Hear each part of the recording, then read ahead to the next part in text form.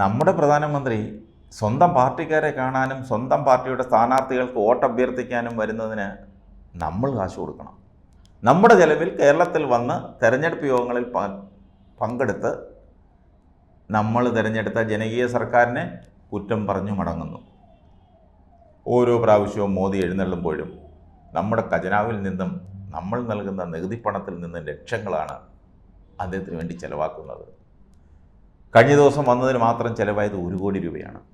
അതിൽ 50 ലക്ഷം രൂപ ആദ്യഘട്ടമായി ടൂറിസം വകുപ്പിന് അനുവദിച്ചുകൊണ്ട് പൊതുഭരണ വകുപ്പ് ഉത്തരവിറക്കി. കഴിഞ്ഞ 14-15 തീയതികളിലാണ് പ്രധാനമന്ത്രി കേരളത്തിലെത്തിയത്, അതായത് കഴിഞ്ഞ ദിവസങ്ങളിൽ.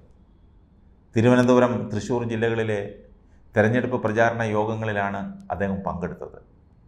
ആലത്തൂർ മണ്ഡലത്തിലെ തെരഞ്ഞെടുപ്പ് പ്രചാരണത്തിൻ്റെ ഭാഗമായി കുന്നംകുളം, ചെറുവത്തൂർ മൈതാനത്ത് നടത്തിയ പൊതുസമ്മേളനത്തിലും ആറ്റിങ്ങൽ, തിരുവനന്തപുരം മണ്ഡലങ്ങളിലെ പ്രചാരണങ്ങളുടെ ഭാഗമായി കാട്ടാക്കടയിലുമാണ് മോദി വന്ന് പ്രസംഗിച്ച് വോട്ടഭ്യർത്ഥിച്ചിട്ട് മടങ്ങിപ്പോയത്. തെരഞ്ഞെടുപ്പ് പ്രഖ്യാപിച്ച ശേഷം 2ാം തവണയാണ് മോദി കേരളത്തിലെത്തുന്നത്. മാർച്ച് 19-ാം തീയതി പാലക്കാട്ടും പത്തനംതിട്ടയിലും എത്തിയിരുന്നു. ഇതോടെ ഈ വർഷം 7ാം തവണയാണ് മോദി കേരളത്തിലെത്തിയത്. 7 തവണ വന്നതും ഇതിനെല്ലാം പണം ചെലവാക്കിയത് നമ്മുടെ ഖജനാവും, നമ്മുടെ സ്വന്തം ഖജനാവും. കടത്തിൻ്റെ മുകളിൽ കടമായി മുടന്തി നീങ്ങി നിരങ്ങുന്ന നിത്യ ചെലവുകൾക്ക് പോലും ബുദ്ധിമുട്ടുന്ന നമ്മളെ കൂടുതൽ കടക്കണിയിലേക്ക് മനഃപൂർവ്വം തള്ളിവിടുകയാണ് മോദിയും BJPയും. ഇങ്ങനെ 10 പ്രാവശ്യം വന്നാൽ മതിയല്ലോ, കോടികൾ ആ വകയിൽ തന്നെ ഒഴുകുമല്ലോ. ഓരോ പ്രാവശ്യം വന്നു പോകുമ്പോഴും താങ്ങേണ്ടതും ചിലവാക്കേണ്ടതും നമ്മൾ തന്നെ. പാർട്ടി ഫണ്ടിൽ നിന്നും എടുത്ത് ചിലവാക്കി എത്ര തവണ വന്നു പോയാലും നമുക്കൊന്നുമില്ല. അല്ലെങ്കിൽ ഒരു പായ് വിരിച്ച് തൃശ്ശൂരോ വയനാട്ടിലോ തിരുവനന്തപുരത്തോ ആറ്റിങ്ങലോ കിടന്നാലും വേണ്ടില്ല. പക്ഷേ എത്ര തവണ വന്നാലും കിടന്നാലും ഒരു രക്ഷയുമില്ല, കായ്ക്കടിക്കില്ല. അത് കഴിഞ്ഞ ദിവസം സഖാവ് പിണറായി വിജയൻ തന്നെ പറഞ്ഞിട്ടുണ്ട്.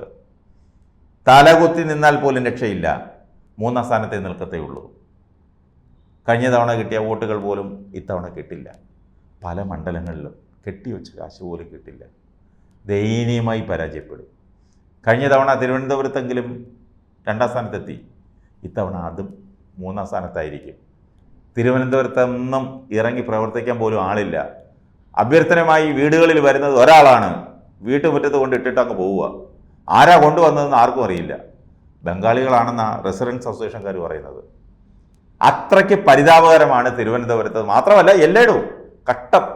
പ്രവർത്തകരെ കുറ്റം പറഞ്ഞിട്ട് കാര്യമില്ല, കാരണം പുറത്തിറങ്ങാൻ പറ്റാത്ത ചൂടാണ്. സ്ഥാനാർത്ഥിക്ക് ചൂടൊരു പ്രശ്നമല്ല, കാരണം സ്ഥാനാർത്ഥി AC കാറിലാണ് സഞ്ചാരം, ഹൈടെക് മോഡലാണ്. പ്രധാനമായും സോഷ്യൽ മീഡിയയിലിരുന്നാണ് കസർത്ത് മൊത്തം.